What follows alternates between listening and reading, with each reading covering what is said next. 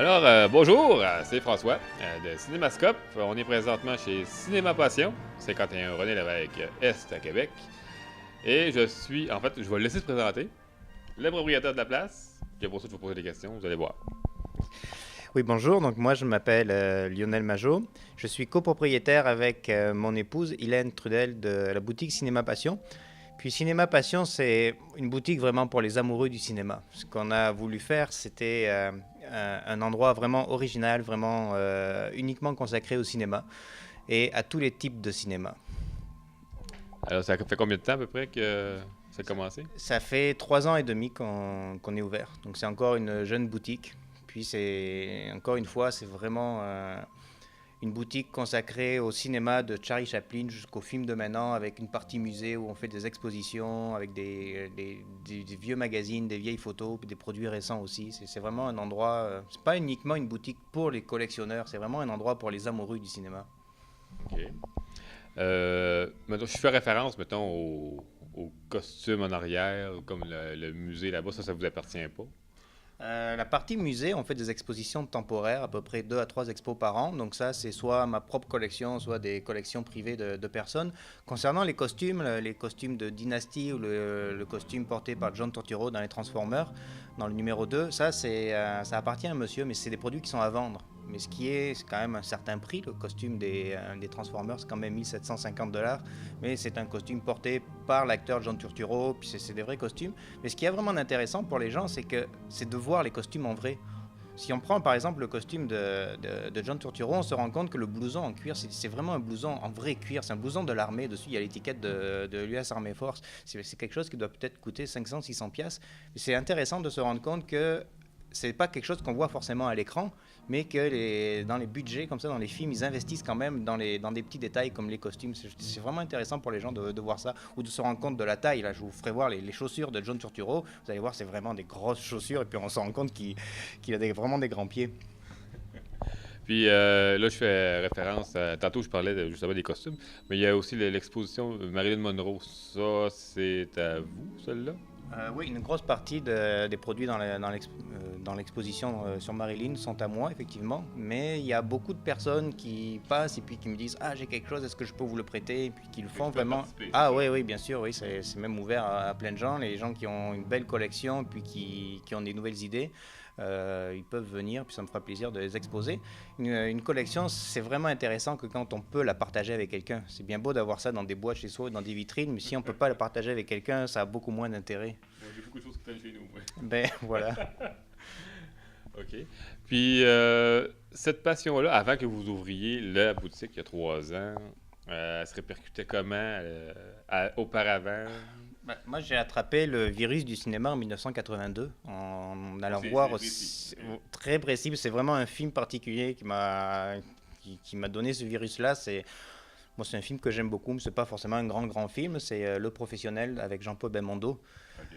Et je sais pas pourquoi, quand j'ai vu ce film-là, ça m'a donné le virus du cinéma. Avant, j'ai collectionné les thèmes, j'ai collectionné les trucs sur les animaux, les choses comme ça, mais jamais sur le cinéma. Puis depuis 1982, avec ce film-là, j'ai attrapé le virus, puis ça m'a jamais passé. Euh, Moi, j'ai collectionné beaucoup de choses. J'ai collectionné les affiches de cinéma depuis ce temps-là, j'ai collectionné les photos, plein de choses comme ça. Sauf que j'ai jamais trouvé de magasin où je pourrais vraiment m'épanouir et puis dépenser tout mon salaire que j'avais. Donc j'ai eu l'idée de faire cette boutique ici. Mais c'est quelque chose qui vient vraiment de la passion, parce qu'avant, moi, ça fait longtemps que je suis dans la vente, mais je vendais des ordinateurs. J'étais vendeur en Oh, informatique, ben, ça n'a vraiment rien à voir. ouais. Mais Quoique maintenant, ça, le cinéma et les ordinateurs, ils vont de pair. oui, oui, oui. Oui, ça, on s'est dit que le cinéma, il y a beaucoup de gens qui disent que c'est très spécialisé. Oui, c'est spécialisé en cinéma, mais le cinéma est un art universel, c'est un art tellement populaire que tout le monde aime les films, que ce soit à des degrés plus ou moins importants. Oui, il y a des gros collectionneurs qui veulent tout collectionner. Oui, il y en a qui viennent pour chercher un souvenir de leur adolescence, pour des idées cadeaux, pour décorer les salles de cinéma maison. On a une très très grosse collection d'affiches de films en stock. On a plus de 1500 affiches de cinéma en stock. Donc c'est vraiment très ouvert, là. C'est tellement universel le cinéma. Euh, Là, je veux que tu te mouilles un peu, à part le professionnel. Euh, Je vois la question, et puis le professionnel, je ne le mettrais même pas dans mon top 10 des Non, mais films moi, tout, je suis préférés. pareil. Moi, dans mon top, j'ai pas mis dans mon top 10 Ghostbusters. Mais moi, c'est mon film en 1984 qui m'a fait ouvrir au cinéma. Mais il est pas là. Vite de même. Vite de même, je dirais, là, sur ces 10-15 dernières années, là, le film qui m'a le plus marqué, c'est Moulin Rouge, avec Nicole Kidman et puis Ewan McGregor. Je dirais ça, mais quand on apprécie un film, ça dépend beaucoup de notre humeur, de notre état d'esprit, de l'époque aussi. Je sais que par exemple, en 88, Le Grand Bleu, je fais partie de la génération du Grand Bleu, j'ai vu le film à peu près 10 fois au cinéma, et puis je trouvais ça me faisait...